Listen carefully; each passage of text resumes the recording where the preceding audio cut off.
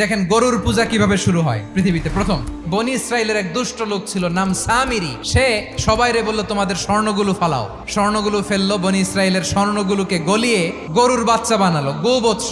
জিব্রাইল আলাইহিস সালাম যে জমিনে এসেছিলেন, ওই ফেরেশতার পায়ের নিচের একটু মাটি সে বুদ্ধি করে প্যাকেটে রেখে দিছিল। স্বর্ণ দিয়ে বানানো গোবৎস গরুর বাচ্চার গায়ে যখন সেই মাটি ছুঁড়ে দেয়া হলো, এখন বাছুরের ভেতর থেকে ভ্যাঁ ভ্যাঁ আওয়াজ আসতেছে। কি আসতেছে? সবাই তো অবাক।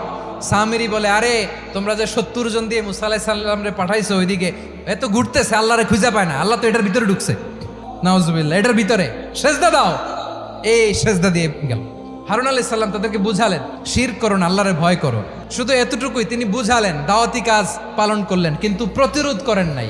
এই ঘটনা থেকে শিক্ষা কি? শিক্ষা হচ্ছে, আপনি শিরকের আড্ডাখানা দেখলেও বৃহৎ স্বার্থে তাওহীদের দাওয়াত দিবেন, প্রয়োজনে আপনি ঐক্য নষ্ট করবেন না। সুবহানাল্লাহ পড়বেন না?